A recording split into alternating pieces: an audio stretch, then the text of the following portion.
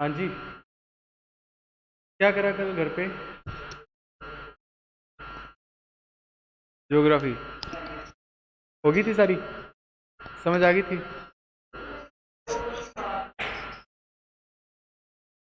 तो इसके बारे में पढ़ा था? अच्छा, समझ आ गई थी? क्लियर होगी चीज़ें? कोई डाउट? यानी कोई बात नहीं, वो हर बार आएंगे 2-3 बार से। ठीक, चलो आप आज शुरू करते हैं हिस्ट्री का फर्स्ट चैप्टर। कौन सा है? Rise of nationalism in. सबसे पहले चैप्टर को पढ़ने से पहले इन वर्ड्स का मीनिंग पता होना चाहिए। राइज मतलब किसी चीज़ का, हाँ जी, हाँ, किसी चीज़ का बढ़ना या किसी चीज़ का चढ़ना, हाइक जाना किसी चीज़ का। राइज ऑफ नेशनलिज्म,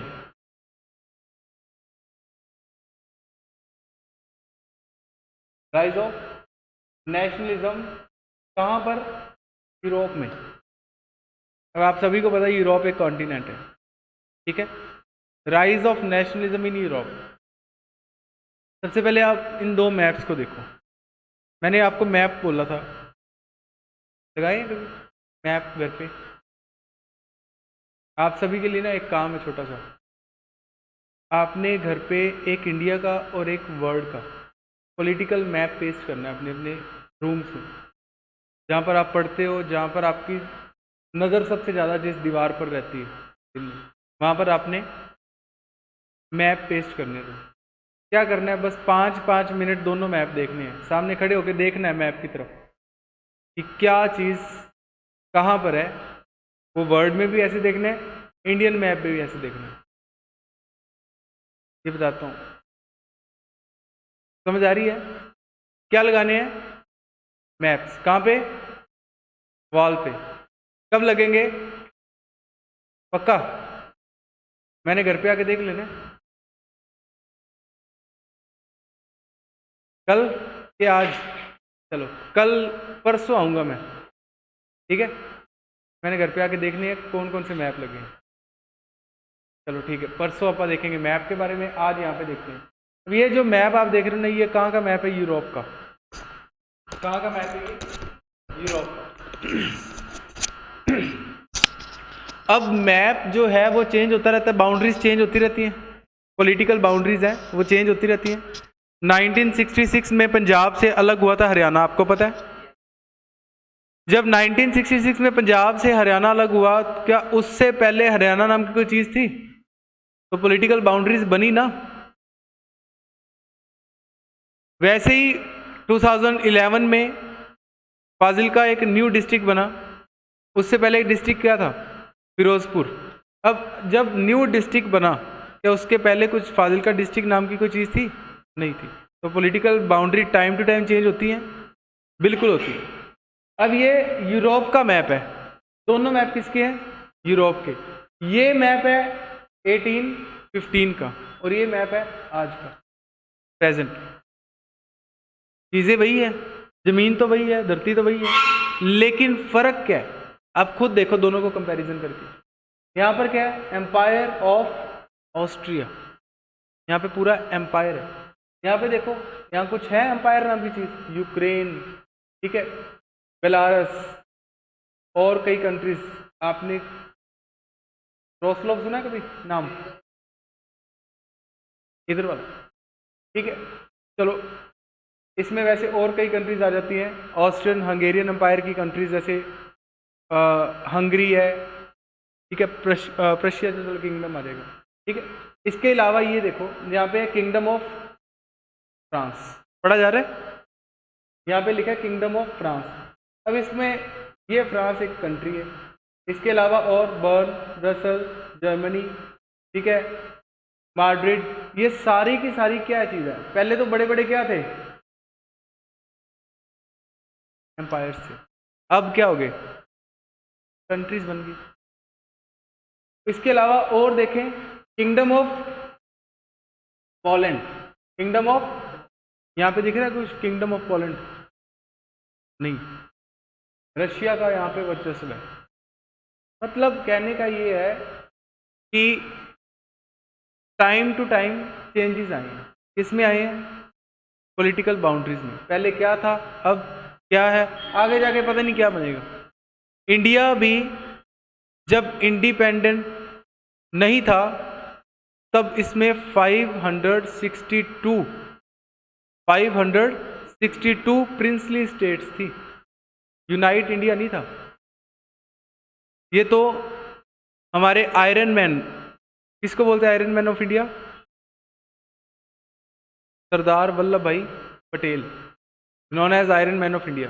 उन्होंने 562 प्रिंसली स्टेट्स को यूनाइट करके एक इंडिया बनाया था। तो आप क्या बोलते हैं? India, that is Bharat, shall be union of state. ठीक है, अब इतना समझ आ रहा है क्या? ये मैप से क्या बना है? ये यहां पर क्या थे? किंगडम्स थे। यहां पर क्या थे? यहां पर क्या बन गई है? कंट्रीज या नेशंस। किंगडम से नेशन। अब ये किंगडम से नेशन बने हैं क्या एक दिन में बन गए? एक दो दिन का काम नहीं था ये, इसको भी सालों के साल लगे। ये सारा का सारा चैप्टर बड़ा इंटरेस्टिंग है। ठीक है, ध्यान से सारी चीज़ों को समझना। ठीक है, सबसे पहले एक वर्ड आता है नेशनलिज्म। क्या समझते हो इसके बारे में? नेशनलिज्म सबसे ज़्यादा एक्टिव पता कहाँ रहता है? दो जगह पे, एक तो बॉर्डर पे, एक इंडिया पाकिस्तान के मैच में होता है। वैसे इंडियन को देख के खुश हो ना हो, लेकिन जब बॉर्डर पे जाके कोई इंडियन ऐसे बोलते ना वंदे, पीछे से क्या बोलते हैं? मातरम। किसने सिखाया ऐसे आपको? स्कूल में। अच्छा, कोई बोले भारत माता की जय, ऑटोमेटिक मुंह से निकलता ना, है ना?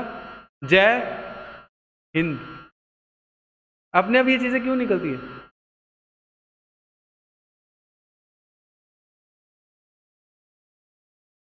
इंडिया का मतलब है क्या?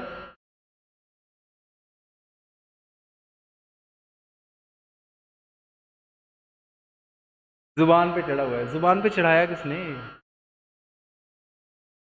स्कूल वालों ने नहीं चढ़ाया। ये जुबान पे ऐसे नहीं चीजें चढ़ी हैं। देखो, यहां पर आप जाओगे, आप किन की फेवर करोगे? इनकी या इनकी? आगे वालों की। पीछे वालों की क्यों नहीं? वो पाकिस्तान है। हाँ, रिसेप्शन सेट करे हुए हैं माइंड के अंदर। वो पाकिस्तान है, पाकिस्तान इज इक्वल टू बुरा, वो हमारा दुश्मन है। जब वो बोलेंगे कुछ, हमने उनको आंखें दिखानी है। जब हमारे वाले बोलेंगे तो हमने हूटिंग करनी है।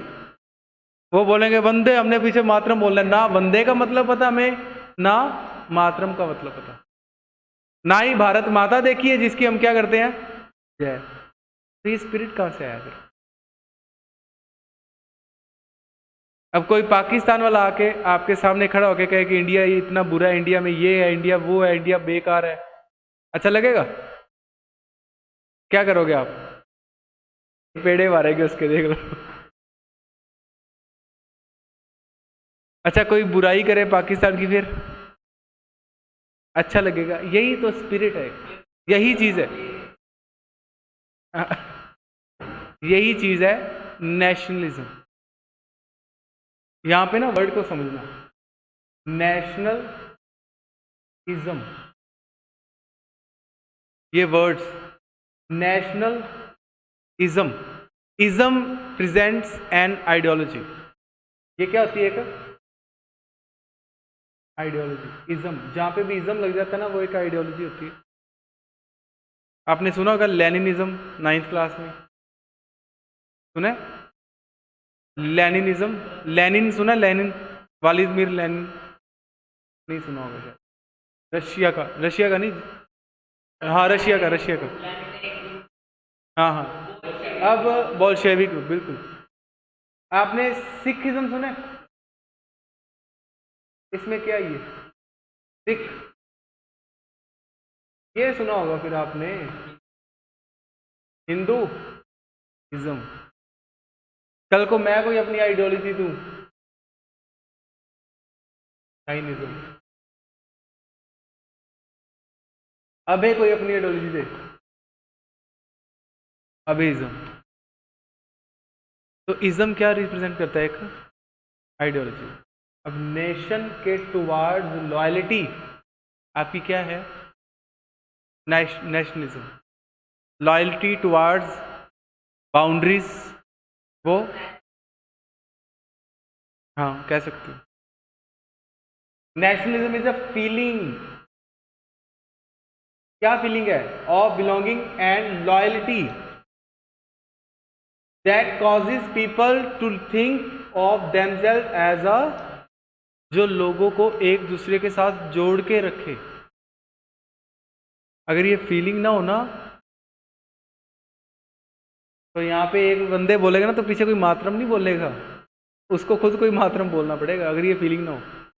समझ आई? तो ये है नेशनलिज्म। क्लियर हुआ कुछ? चले आगे। ये लाइन लिख लो, ये फोटो मत बनाना, ठीक है?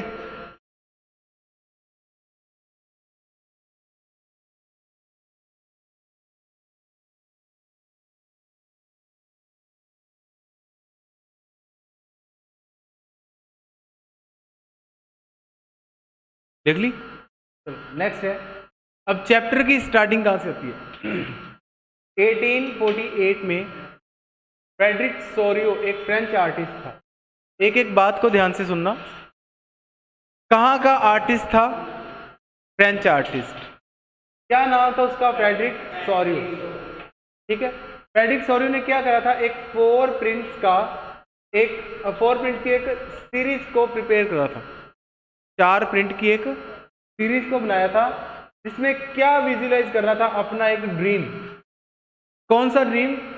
The universe democratic and social Republic. इस इतने से पार्ट में कितने क्वेश्चन? फ्रेडरिक सोरियो ने कितने प्रिंट्स की एक सीरीज बनाई? 4 की, ठीक है। कब बनाई? 4 प्रिंट की सीरीज 1848 में किसने बनाई? Frederic Sorrieu. कहां से था? फ्रेंच आर्टिस्ट था। फ्रेडरिक सोरियो का ड्रीम क्या था? To visualise the universal democratic and social, ठीक है। समझ आई? क्लियर हो रही चीजें? 1 वर्ड में कितने क्वेश्चन बन जाएंगे इसके? कर लो।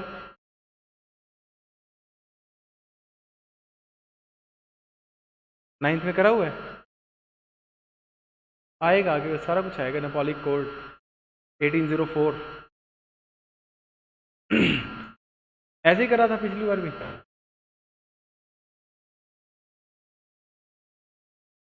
कैसे करवाते हैं स्कूल में? बस पढ़ाते हैं। एक बच्चे को खड़ा करके बुक दे दी, तू पढ़, और फिर मैडम क्या करती? खुद समझाती है। तो फिर समझाती तो है।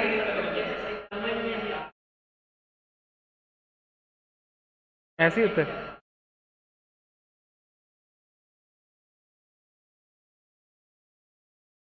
हो गया नोट? चलिए आगे।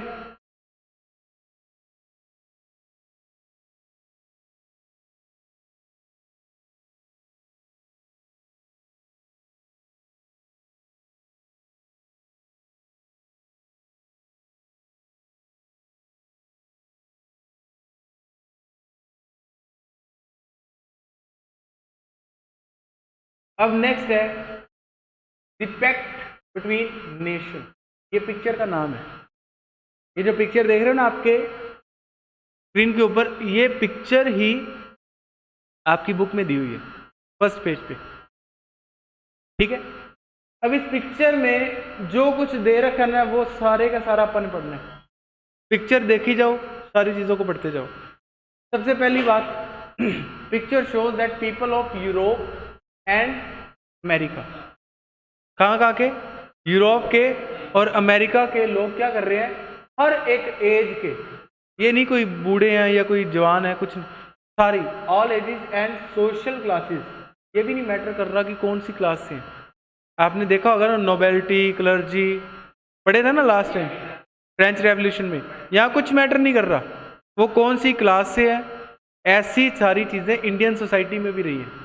कभी आपने सुना होगा ब्राह्मण, क्षत्रिय, वैश्य, शूद्र, ये 4 वर्ण रहे हैं, 4 ये वर्ण रहे हैं सोसाइटी के अंदर।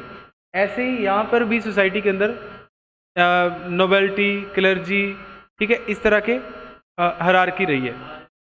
हाँ जी, तो आर्यंस वो अलग चीज़ है, वो इंडिया के अंदर नोबेलिटी, क्लर्जी, पीजेंट्स, वो सारी। इसमें देखो हर एक एज का बंदा, हर एक सोशल क्लास से क्या करता निकल रहा है, मार्चिंग करता निकल रहा है इन अ लॉन्ग ट्रेन। चेक करो थोड़ा सा, यहाँ से इसे चला आ रहा है, पता नहीं आगे कहाँ जा रहा है, ठीक है, कितनी लंबी एक लाइन बनी हुई है। उसका ये सिर्फ और सिर्फ इसका एक विजन है फ्रेडरिक सोरियो का, ये सोचा है उसने, ऐसा कुछ हो रहा है, पेंटिंग है ये, ठीक है। अब उसने क्या करा कि एक बहुत लंबी एक ऐसी एक लाइन सी बना दी लोगों की, लोग निकल रहे हैं, कहाँ से निकल रहे हैं स्टैचू ऑफ लिबर्टी के सामने से। अब स्टैचू ऑफ लिबर्टी ने, थोड़ा सा ध्यान से देखो, दोनों हाथों में कुछ पकड़ रखा है, यहाँ पर एक टॉर्च है, टॉर्च देखी होगी ना ऐसे पकड़ी, यहाँ पर कुछ पेपर है, हैं? नहीं नहीं, हाथ में ऐसे खुले में पकड़े हुए हैं, होता नहीं है, ये विजुअलाइजेशन है भाई, ऐसा कुछ भी नहीं है, निकल नहीं रहे कहाँ से, कुछ भी नहीं हो रहा, बस विजुअलाइजेशन है, एक पिक्चर है, एक क्रिएटिविटी है माइंड की। फ्रेडरिक सोरियो ने अपना एक विजुअलाइजेशन सामने रखी है, अपनी विजुअलिटी सामने रखी है एक, ठीक है, इमेजिनेशन है इसकी ये। अब आगे क्या लिखा है, ऑफरिंग होमेज, होमेज मतलब झुक के जाना। आपा भी कई बार मंदिर, मस्जिद या गुरुद्वारा के सामने से निकलते क्या करते हैं, झुकते भाई। जब ये सामने से निकल रहे हैं, किसके, स्टैचू ऑफ लिबर्टी के सामने से निकल रहे हैं, तो क्या दे रहे हैं ये, ऑफर क्या कर रहे हैं, होमेज ऑफर कर रहे हैं।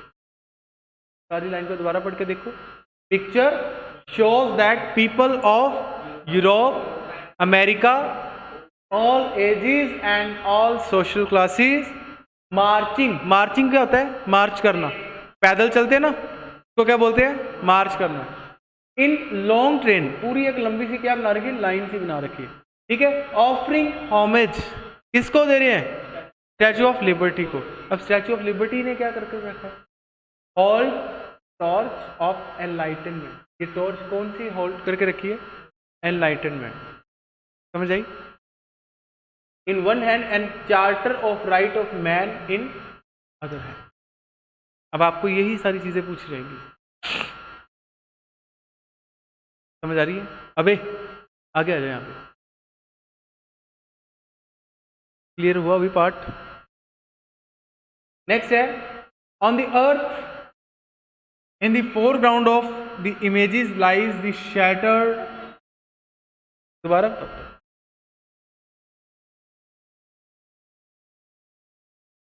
अब आप देखो जो ये लोग निकल रहे हैं, किसके आगे से निकल रहे हैं। अब सेकंड में स्टैचू ऑफ लिबर्टी के बारे में बता रखा है, स्टैचू ऑफ लिबर्टी ने क्या पकड़ा हुआ है, यहाँ पर क्या पकड़ा हुआ है, एक पेपर, ऐसे ही ना। अब देखो स्टैचू ऑफ लिबर्टी होल्ड, क्या होल्ड करके रखा है, टॉर्च ऑफ एनलाइटनमेंट, एक टॉर्च है, वो किसकी टॉर्च है, एनलाइटनमेंट की टॉर्च, ठीक है, ज्ञान प्राप्ति या मार्गदर्शन करने वाली एक टॉर्च, ठीक है। इन one hand and other charter of right of man, एक चार्टर पकड़ रखा है, चार्टर मतलब पेपर है एक, ठीक है। वो कौन सा पेपर है, वो कौन सा चार्टर है? Right of man. कोई दिक्कत है इसमें? मतलब जिसके हाथ में जो पेपर है ना, वो राइट्स का पेपर है कि ये आपके सभी के अधिकार हैं, ये सब आपके सभी राइट है, वो दिखा रही है सभी को। कौन? Statue of liberty. और ये सामने से निकल रहे हैं, उनको दिखा रहे हैं, या ये वो देखते हुए निकल रहे हैं। समझ आई? है क्या ये सारी इमेजिनेशन? कुछ भी ऐसा हुआ नहीं।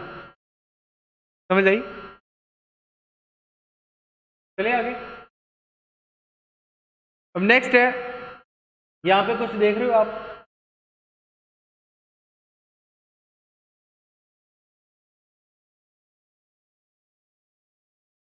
कचरा नहीं। अच्छा अच्छा, ये दिख रहा है, ये क्या लिखा? ये क्या पढ़ा? राउंड है।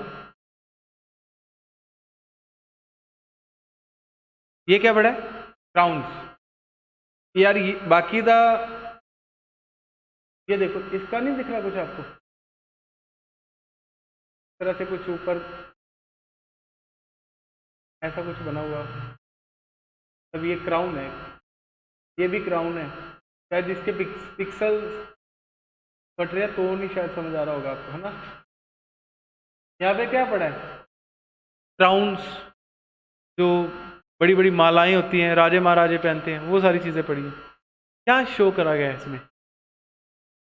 On the earth in foreground of the image lie, foreground आगे की तरफ, जो इमेज के आगे की तरफ, lie the shattered remains of symbols of absolutist institution.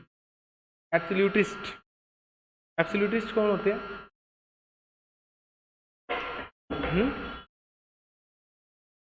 Ninth में भी आया था ये। एब्सोल्यूटिस्ट जो पूरी तरह अपनी बात मनवाते हैं, लाइक मोनार्क, लाइक डिक्टेटर्स। हाँ जी, जिनके पास पूरी पावर होती है, जो जनता की ना सुने, एब्सोल्यूटिस्ट, एब्सोल्यूट पावर जिसके पास है पूरी तरह से। अब उनके भी क्राउन्स वगैरह, जो भी उनके जो जो वो पहनते थे ऑर्नामेंट्स, वो सारे कहाँ गिरे पड़े हैं? नीचे। इसका मतलब क्या है? भी अब उनका राज खत्म हो गया। यही शो करा गया ना पिक्चर में। इंसोरियोस यूटोपियन विजन, यहाँ पे एक टर्म है utopian. What do you mean by utopian? Utopian क्या चीज होती है? एक ऐसा विजन जो अच्छा है लेकिन एग्जिस्ट नहीं करता। एक ऐसा विजन, आप सोचो कि मैं सुबह 4 बजे उठ के 1 घंटा सैर करके आऊँ, 5 बजे से लेकर 7 बजे तक पढ़ूँ, फिर फ्रेश होके अच्छी तरह से नहा धो के फिर मैं स्कूल के लिए रेडी हूँ, फिर घर पे आके फिर पढ़ूँ, फिर खेलूँ, फिर पढ़ूँ। तो ये सोचने में तो अच्छा है ना? एग्जिस्ट करता है? ये कौन सा विजन है? Utopian vision. इसी तरह से फ्रेडरिक सोरियो ने सिर्फ और सिर्फ एक चीज़ की कल्पना करी है, इमेजिनेशन करी है सिर्फ। क्या ये एक्चुअल में एग्जिस्ट करता था? ऐसे कोई क्राउन्स गिरे पड़े थे, ऐसे कोई राइट का कुछ लेकर खड़ी थी लिबर्टी, ऐसी कोई टॉर्च लेकर खड़ी थी, ऐसा कुछ निकल रहा था, ऐसे इतने देश थे, ऐसे ऊपर एंजल्स वगैरह थे, क्राइस्ट वगैरह थे? कुछ भी नहीं था। ये सारे का सारा क्या था? एक विजन था। कौन सा vision? Utopian vision. Utopian vision क्या होता है? कि सोचने में सब कुछ अच्छा हो लेकिन एक्चुअल में एग्जिस्टेंस उसकी ना हो। Is that clear? ये है यूटोपियन विजन। और सीधा सीधा एक क्वेश्चन बनता था यूटोपियन विजन के ऊपर। Describe about the utopian vision of Frederick Sorio. समझ आई? नेक्स्ट है फॉलोड बाय फ्रांस। अब ये सारे जा रहे हैं, एक को दूसरा फॉलो करता जा रहा है। जो एक जा रहा है उसके पीछे वाला उसको फॉलो कर रहा है, उसके पीछे वाला अगले को फॉलो कर रहा है, उसके पीछे वाला अगले को फॉलो करता जा रहा है। जा कहाँ रहे हैं ये पता कुछ भी नहीं है, लेकिन फॉलो करते जा रहे हैं। कहने का मतलब ये है कि सारे ही जो अपने आप को अलग अलग से एम्पायर मानते हैं या देश मानते हैं, वो अभी सारे ही क्या जा रहे हैं? एक दूसरे के पीछे पीछे जा रहे हैं। यानी कि सभी में क्या आ गई? यूनिटी आ गई। Followed by France, identifiable by revolutionary tricolour. इसके पास ये देखो, ये ट्राई कलर है। किसका? फ्रांस का। रेवोल्यूशनरी ट्राई कलर से ये आइडेंटिफाई हो रहा है। कौन? फ्रांस। अब इसके पीछे कौन है? जर्मनी। ये रहा। कौन सा कलर वाला है बोला इसने? Black, red and gold. ठीक है, उसके बाद और भी है पीछे, Austria, the kingdom of two Sicilies, Lombardy, Poland, England, Ireland, Hungary and पीछे पता नहीं पूरी की पूरी पता नहीं कहाँ से आ रहे हैं, कहाँ जा रहे हैं। रीजन है ना इसका एक, समझ आई इतनी बात? क्लियर हुआ पॉइंट? इसके आगे भी पता नहीं कौन है, और सिर्फ अपने को तो जो बुक में बताया आपका तो वही बात करेंगे ना। समझ आई? क्लियर हुआ इतना पॉइंट?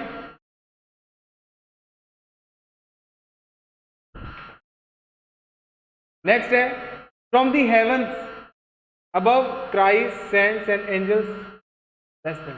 ऊपर से क्या कर रहे हैं? क्राइस, एंजल्स, ठीक है, और सेंट्स क्या कर रहे हैं? सभी ब्लेसिंग्स दे रहे हैं, जाओ भाई आपका भला हो, निकली जाओ निकली जाओ। समझ आ रही चीज़? अब सारी पिक्चर को दोबारा देखो। स्टैचू ऑफ लिबर्टी, एक लॉन्ग सी चेन, ट्रेन जा रही है, किनकी? अलग अलग people of Europe and America. अब ये सामने एक गंद सा क्या पड़ा है? क्राउन्स है और राजे महाराजों के और कई चीज़ें। ठीक है, तो इसमें इसका भी जिक्र करेंगे आगे। ये क्या चीज़ है? पेड़ नहीं है ये, है तो एक पेड़ ही, लेकिन इसको कैसे डिस्क्राइब करेंगे? ठीक है, वैसी वाली फीलिंग आने लगी?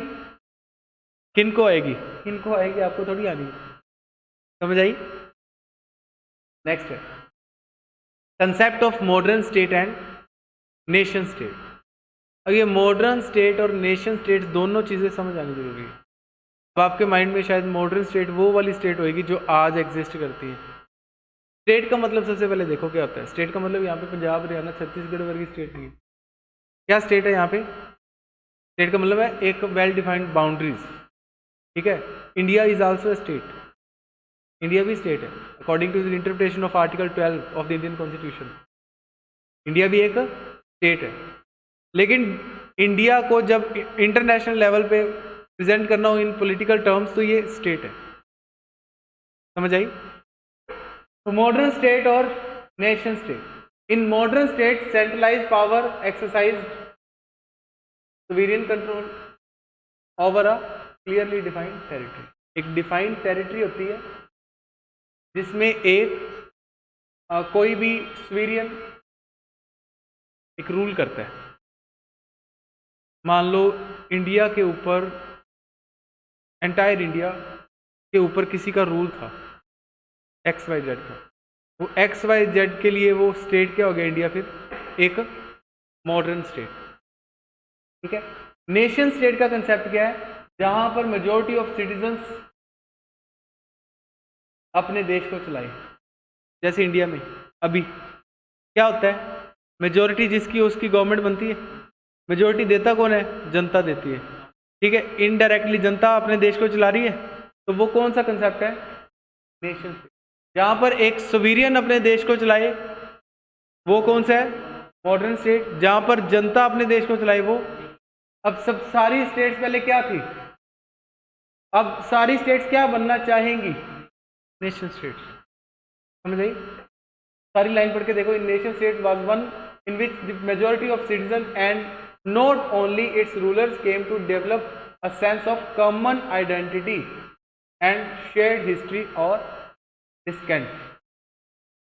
मतलब वो यूनिटी में रहते हैं सभी लोग। ठीक है, अपनी एक हिस्ट्री को आगे रख कर चलते हैं। अपन एक कई बार ये चीज़ें सुनी होगी, एक हफ्ते में तो कभी कभी ना कभी एक बार तो सुन ही लेते होंगे भगत सिंह, महात्मा गांधी। सुनते हैं? हफ्ते में कहीं ना कहीं पे कोई ना कोई नेशनल स्ट्रगलर, नेशनल लीडर का नाम तो सुनते ही होंगे। भगत सिंह ने किसके लिए जान दी? देश की।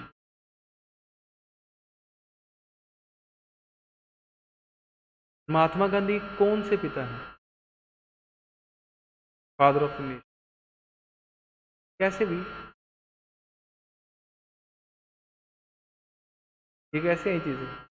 भगत सिंह ने देश के लिए जान दी, देश तो तब था ही नहीं,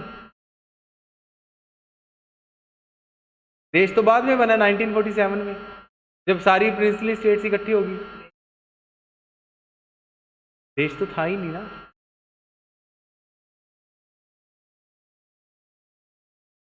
तब छोटी छोटी प्रिंसली स्टेट्स में इंडिया बटा हुआ था, ठीक है।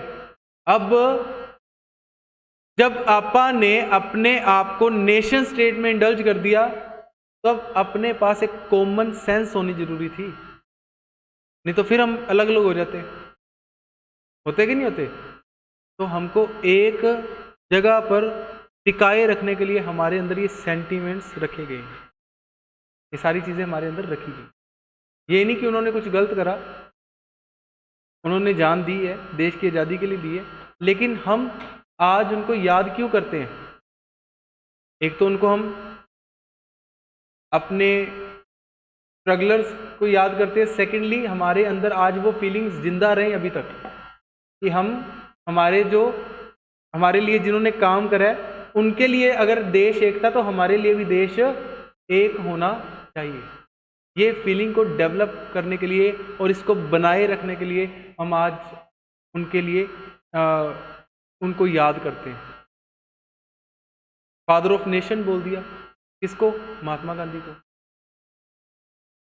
अब नेशन तो बने पहले, जब नेशन बन गया तो बोल दिया। अच्छा, आप जाके साउथ इंडिया में भी पूछोगे ना, केरला में who is known as the father of nation, वहां से भी आंसर महात्मा गांधी आएगा। कश्मीर में जाके पूछोगे ना who is father of Indian nation, वो भी महात्मा गांधी बोलेंगे। एंटायर इंडिया में जहां पर भी जाके पूछोगे फादर ऑफ नेशन, क्या बोलेंगे? अगर किसी के अंदर वो फीलिंग्स को इंसर्ट ही ना किया जाता, सुभाष चंद्र बोस ये बोलते ही नहीं कि फादर ऑफ नेशन, तो ये फिर चीजें कैसे डेवलप होती? हमारे अंदर तो वो आनी नहीं थी देश वाली भावना। हम कैसे जाके, कोई वंदे बोलता हम मातरम बोलते, पीछे जाके कोई बोलता भारत माता की हम जय बोलते। तो बात घूम फिर के कहाँ पे आ रही है सारी? नेशनलिज्म में। तो नेशन स्टेट, इसी के पीछे इसी को नेशनल बना सकते हैं, नेशन को ही नेशनल बनेगा, इसी के पीछे इज्म लगेगा, इसी से फीलिंग आएगी ना नेशनलिज्म की। इसमें कोई फीलिंग है नेशनलिज्म की? इसमें कोई फीलिंग नहीं है। इसमें क्या हो रहा है? राजा अपना काम कर रहा है जी, हम लॉयल हैं टुवार्ड्स किंग ना, भी हम लॉयल, हमारे में लॉयल्टी है किंग के लिए। किंग हमें अच्छा नहीं लगता, हम क्यों लॉयल हुए उसके? हाँ ठीक है, किंग अपना काम कर रहा है जी, उसकी हम प्रजा हैं, हम उसके लोग हैं जी, हम अपना काम कर रहे हैं, ना हमें किंग से कुछ लेना देना, ना किंग को हमारे से कुछ लेना देना। वो नेशन स्टेट का था। अब सेकंड बात क्या है? मॉडर्न स्टेट में कोई भी लॉयल्टी नाम की चीज नहीं। अच्छा, आपको एक फ्लैग मिले, एक ट्राई कलर फ्लैग इंडिया का, देख के क्या करोगे? सैल्यूट। नीचे गिरा हुआ मिले, फिर क्या करोगे? उठाएंगे। क्यों? रिस्पेक्ट। ये रिस्पेक्ट सारी की सारी इसी जगह पे आ सकती है, यहां पर नेशन स्टेट। यहां पर आप अपने किंग के लिए लॉयल हो भी सकते हो, नहीं भी हो सकते। आपके अंदर लॉयल्टी तो डेफिनेटली आएगी, यहां पर आएगी। इसी कंसेप्ट को अपने नेशनलिज्म बोलते, यही हमारा चीज है। आप क्या पढ़ रहे थे? Nationalism in Europe, rise of nationalism in Europe. कैसे नेशनलिज्म बढ़ा, कहां पर? यूरोप के अंदर। और सबसे बड़ा पॉइंट आपने अभी पहले पढ़ ही लिया, लोगों ने क्या बनानी शुरू कर दी? पेंटिंग्स बनानी शुरू। क्या तब कोई था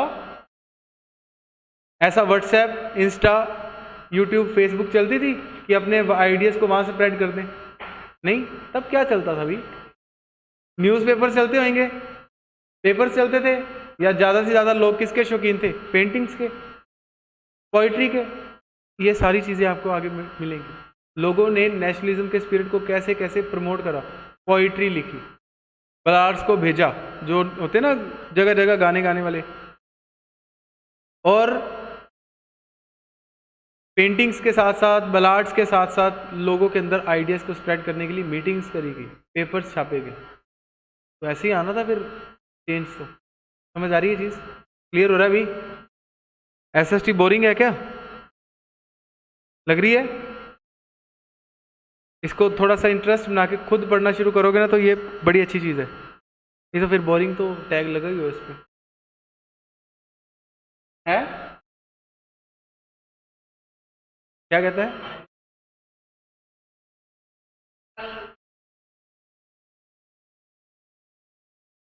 चल इधर देखो, इधर कॉमननेस, इधर ध्यान देना। Commonness did not exist from time immemorial. It was caused through struggles, through the actions of leaders and the common people. ये वही सारी चीज़ें मैंने बताई जो आपको। ऐसे नहीं, बातों से नहीं नेशनलिज्म आ जाता।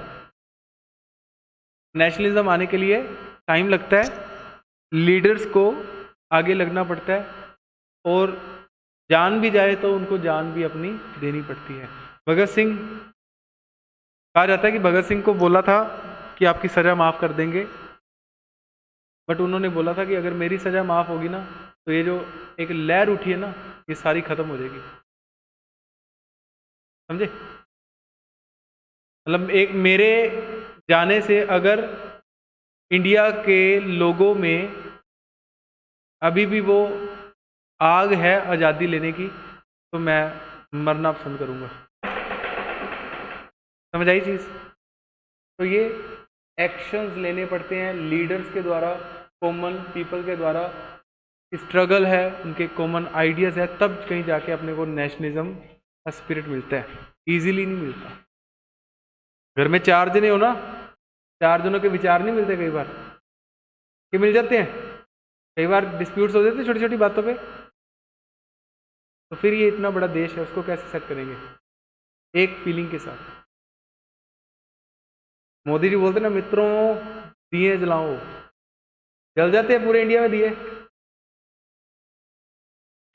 चलो, the commonness did not exist from time to time, ये सारी वही सारी कॉमन लाइन आ गई। चलो नेक्स्ट है the French revolution and idea of nation. French revolution, ये तो 9th का पार्ट है भाई, तो पढ़ा होगा आपने। फ्रेंच रेवोल्यूशन है, लुईस 16, देन लुईस 18, है ना, आएगा आगे, इसमें आ जाएगा।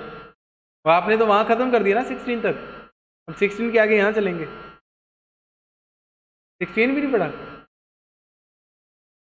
नहीं पढ़ा? सट्टे मारे थे बस, ठीक, कोई बात नहीं। मैं ये नहीं कहता कि क्रैमिंग नहीं कर सकते, इसकी कर सकते हो क्रैमिंग, अभी भी क्रैमिंग ही करनी पड़ेगी, लेकिन क्रैमिंग इजी हो जाएगी। अब आपको कुछ माइंड में स्टोरी तो बैठे, फिट तो हो कुछ चीज़ें। The first clear expression of nationalism, transfer of sovereignty from the monarchy to a body of French citizen. ऐसा ही हुआ था 14th जुलाई 1789। वेस्टाइल प्रिजन थी, है ना, फर्स्ट पेज के ऊपर लिखा हो आपकी 9th की, फर्स्ट चैप्टर फर्स्ट पेज। हाँ, लोगों ने हमला बोल दिया था वेस्टाइल प्रिजन के ऊपर। देखो आगे ना मैटरनिच अंकल आएंगे, एक वो एक बात बोलते थे, when France sneezes the rest of Europe catches cold. Transfer, जब फ्रांस छींकता है तो पूरे यूरोप को जुकाम लग जाता है, क्योंकि जितनी भी चीज़ें हुई हैं ना वो सारी की सारी चीज़ें कब हुई हैं? जब फ्रांस ने कोई स्टेप उठाया। मान लो एक गली में कोई ऐसा बच्चा है यार, उसने मेडिकल रखा, सारी गली के बच्चों ने मेडिकल रख लिया। अच्छा, मेडिकल रख के अब वो बाहर पढ़ने जा रहा है, कहाँ पढ़ने जा रहा है? कनाडा। सारी गली के बच्चे कनाडा के लिए फाइल अप्लाई करने लग गए। अच्छा, अब उसने हॉस्पिटल वहाँ खोला, ठीक है, सारी गली के बच्चे क्या डिसाइड कर रहे हैं, अब हम भी हॉस्पिटल वहीं खोलेंगे। तो किसके पीछे लग रहे हैं बच्चे? उस बच्चे के पीछे जो पहले एक्टिविटी करता है, और वो बच्चा कौन है? फ्रांस। फ्रांस ने सबसे पहले क्या करा? अपने लुईस 16 को डिपोर्ट करा, उसको उसकी गद्दी से हटाया, उसको अपनी गद्दी से हटाया। अब जब लगा कि यार इसको गद्दी से हटाने के बाद तो ये तो सिस्टम बड़ा अच्छा हो गया, ये सारी की सारी पावर किसके हाथ में आ गई? आम जनता के हाथ में आ गई। नेपोलियन बोनापार्ट आ गया आगे जाके, एक ना गुलिटिन नाम का डिवाइस था, डॉक्टर गुलिटिन ने बनाया था, और डॉक्टर गुलिटिन भी वैसे ही मारा गया उसी डिवाइस में। गुलिटिन डिवाइस क्या था कि उसमें ना सर कट जाता था, किसी को लंबा डाल देते थे ऐसे, और ऊपर से वो एक ब्लेड आता था, ब्लेड किसको काट देता था, सर को, गर्दन को अलग कर देता था, सारी बॉडी से गर्दन अलग हो जाती थी। गुलिटिन डिवाइस का नाम था। लुईस 16 गुलिटिन हुआ था। एक राजा था जिसका सर ही काट दिया, किसने, जनता ने। अब ये सिस्टम जब लगा कि यार राजा जो ज्यादा तंग करे उसका क्या काट दो, सर काट दो, अब ये सारी की सारी चीजें कहाँ फैलने लगी, पूरे यूरोप में। अब जो भी कोई औखा होता था राजा, टिक जा नहीं तो सर काट देंगे तेरा। अब आइडिया स्प्रेड होने लग गए ना, यही तो चीज थी। When France नीजेस rest the Europe catches hold. समझ आई? देखो पढ़ते आगे। ट्रांसफर ऑफ स्वेरिनिटी, जो प्रभुसत्ता थी वो मुनार्क से, मुनार्क मतलब जो राजा लोग थे, वहां से कहां आ गए, फ्रेंच सिटीजन में, आम लोगों में आ गई। जो प्रभुसत्ता थी, जो देश चलाने की, जो एक एम्पायर चलाने की प्रभुसत्ता, वो आम लोगों के हाथ में आ गई। Revolution proclaim that people would constitute. अब रेवोल्यूशन हुआ था, उसने क्या करा, लोगों को काम करने के लिए लगा दिया। उन्होंने अपने आप को एस्टेब्लिश करा, कॉन्स्टिट्यूशन भी बना था इनका।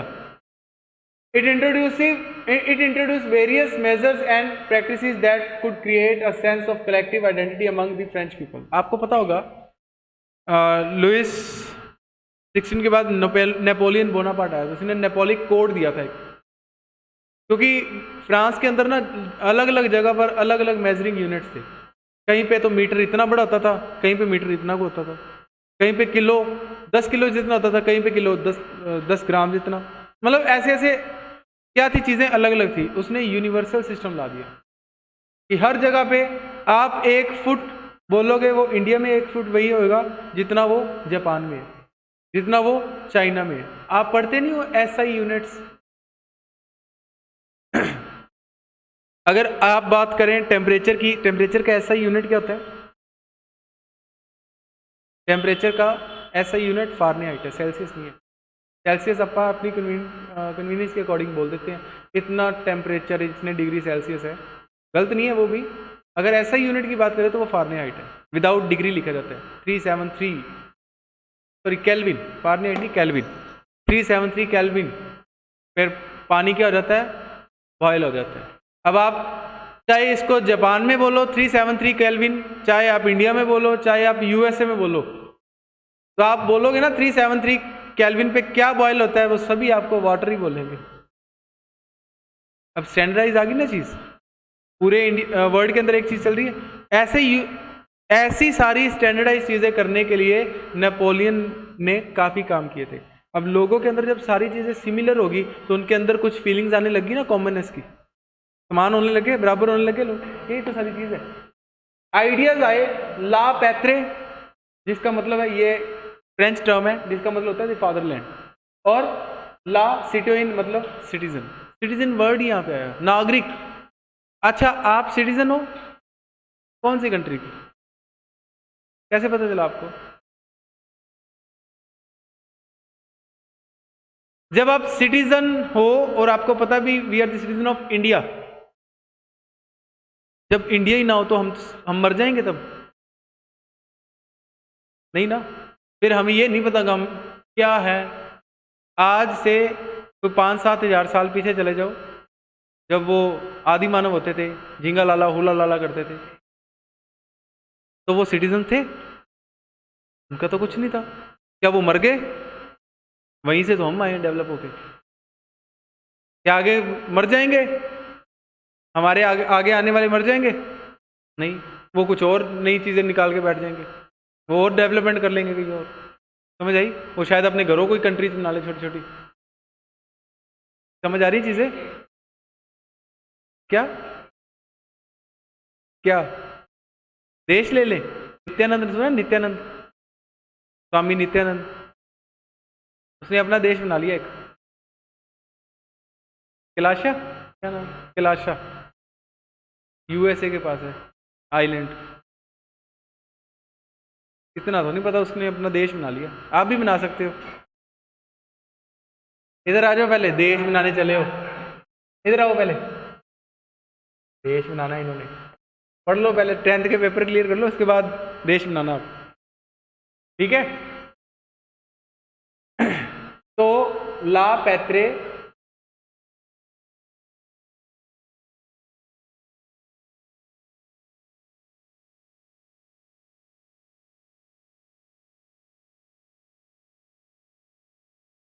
ला पैत्रे मतलब the fatherland and large citizen emphasise the nation of notion of unity,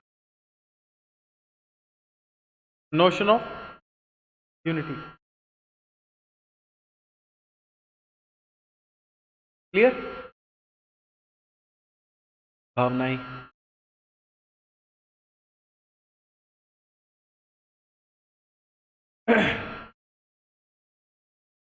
चले भी आगे।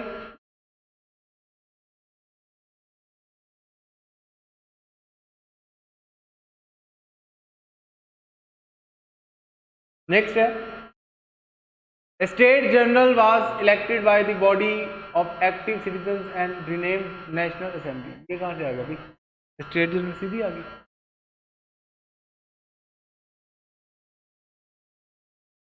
स्टेट जनरल बनी थी, आपको याद होगा फ्रेंच रेवोल्यूशन में स्टेट जनरल बनी थी।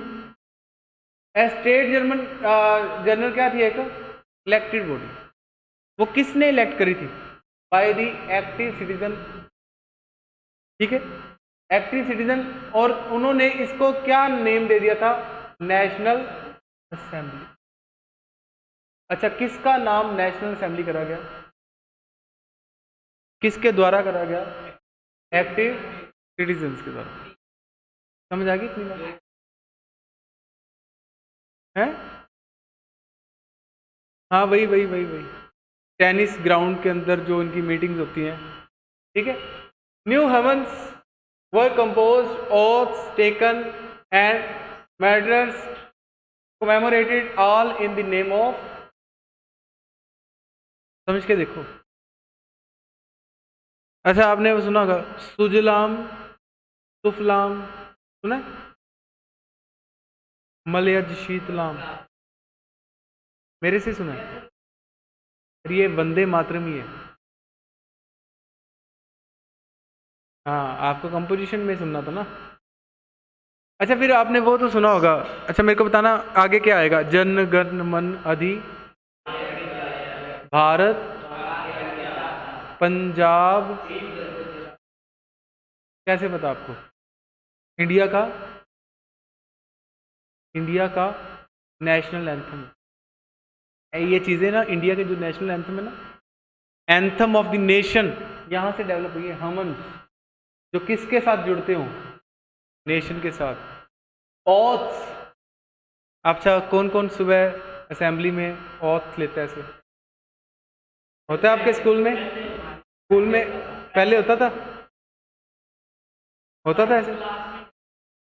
क्लास में हो जाती, ऐसे करके होती थी ना, क्या बोलते थे? We the people of India, ऐसा कुछ, India is my country, pledge. हाँ, वो ओथ ही होगी, प्लेज अभी भी होती है। India is my country, all Indians are my brother and sisters, है ना। मैं ये लाइन नहीं बोलता था, बाकी मैं सारी प्लेज बोल देता था।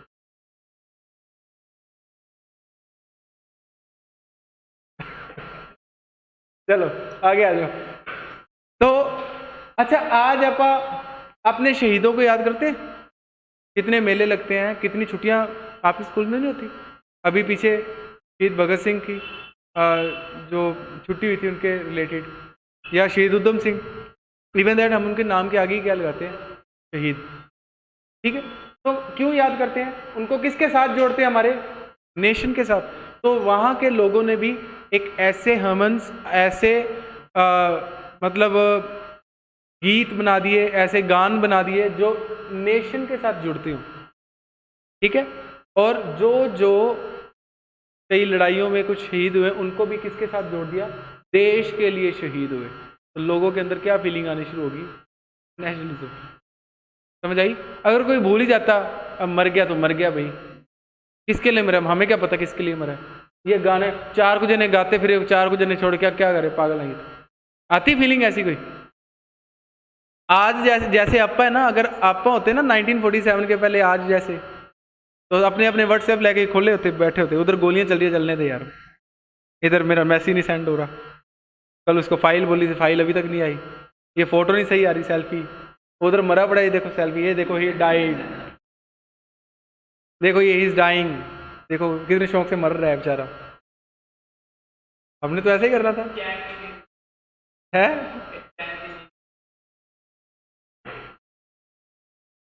समझ आ रही बातें, ये चीज है सारी। A centralized administrative system was put in place and formulated uniform laws for all citizens within this territory. Clear है पॉइंट ये वाला? यूनिफॉर्म, सारी यूनिफॉर्म का मतलब क्या होता है? इक्वल। ये नहीं कि साहब आप उसको बोलो कि जो आप ड्रेस पहन के जाते हो वो यूनिफॉर्म। यूनिफॉर्म का मतलब है इक्वालिटी लाना। आपको स्कूल में यूनिफॉर्म क्यों पहनाई जाती है? क्यों आप जाते हो विदाउट यूनिफॉर्म जाओ? अगर आप विदाउट यूनिफॉर्म जाओ आपको क्या कहते हैं? पनिशमेंट मिलती है ना।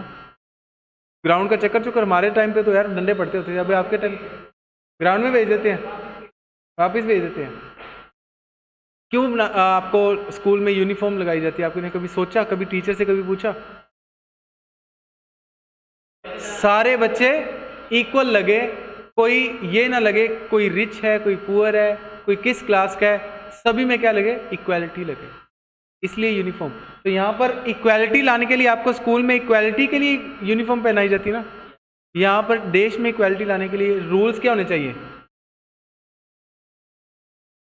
वो बड़े हो जाते हैं ना बच्चे, उनको समझ आ जाती है कि इक्वालिटी क्या चीज़ है। स्कूल लेवल तक बच्चों के अंदर वो चीज़ें डेवलप करी जाती है, अभी कॉलेज में जाता ही नहीं कोई। मैं 3 साल कॉलेज में पढ़ा हूँ और मैं तभी गया हूँ जब मेरा नाम कटा है।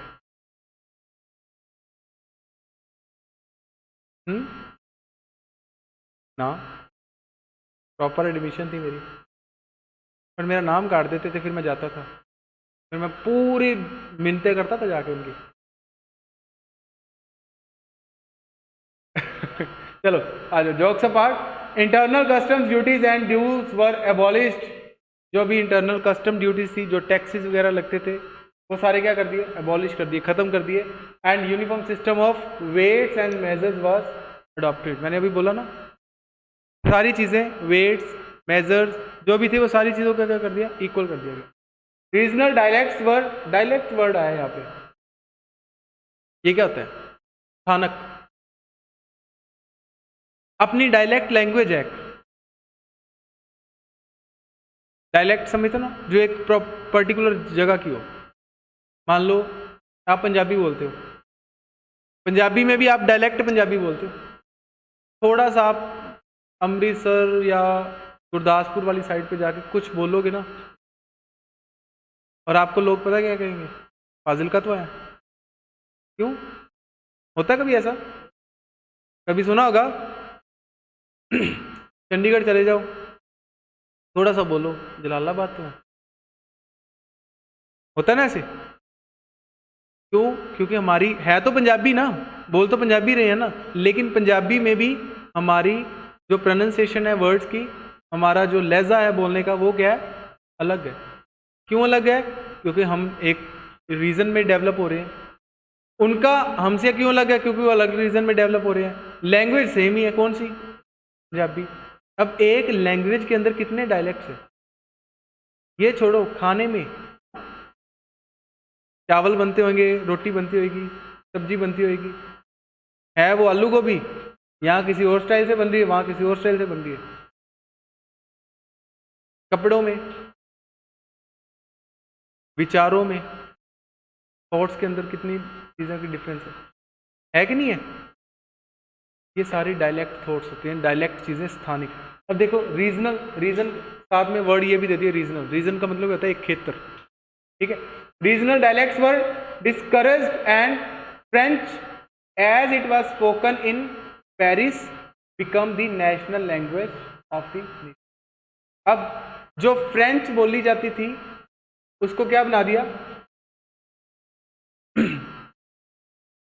पेरिस में भी उसको क्या कर लिया गया, अडॉप्ट कर लिया गया। It was spoken in Paris, become the sorry French language कहाँ बोली जाती थी, पेरिस में, उसको क्या बना लिया, national language of the nation. अच्छा, इंडिया की नेशनल लैंग्वेज कौन सी है? इंडिया की नेशनल गेम कौन सी है?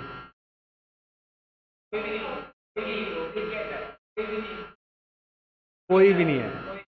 ना तो इंडिया की कोई नेशनल लैंग्वेज है, ना ही इंडिया की कोई नेशनल गेम है।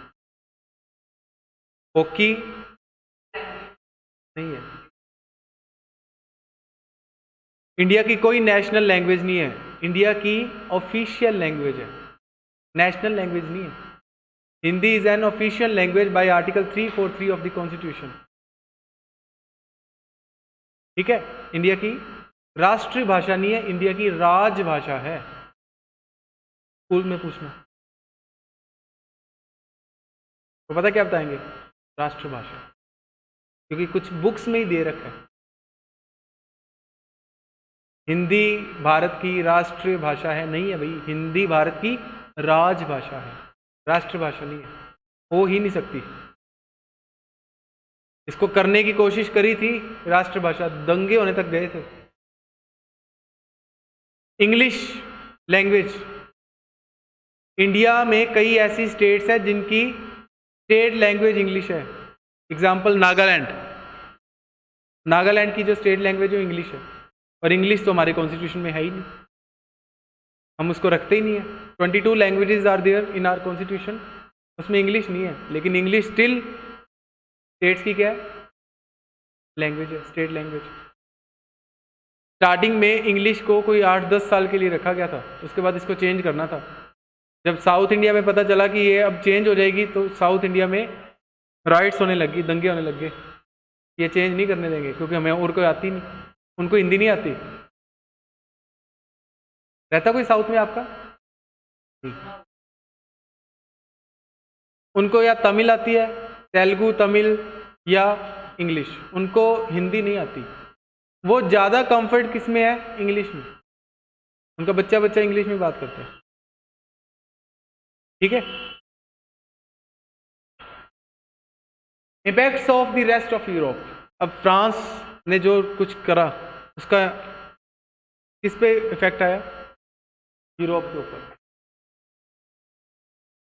Revolutionaries declare that it was a mission and the destiny of French nation to liberate people of the Europe from despotism। सारी की सारी बात इसमें ख़त्म कर दी। अब लोगों को क्या लगने लगा, मान लो एक बच्चे ने ड्रीम्स इंस्टीट्यूट ज्वाइन करा, वो क्लास में बड़ा जल्दी जल्दी आंसर देने लग गया, यार ये तो 4 दिन पहले तो कुछ आता नहीं था इसको, अब तो हर चीज़ आती है। सारे कहाँ भागने लगेंगे, हम भी देख के आए, हम भी देख, होता है ना ऐसे। किसी ने कोई मेले में गया, वो तो उसने रील्स वगैरह डाली, वो तो घूम रहा है अच्छे से, मज़े कर रहा है। आपा ने रील देखी, आपा भी क्या करेंगे, यार ये कहाँ गया, जाएंगे कि नहीं पीछे उसके, देखा दिखाई में चलेंगे पीछे।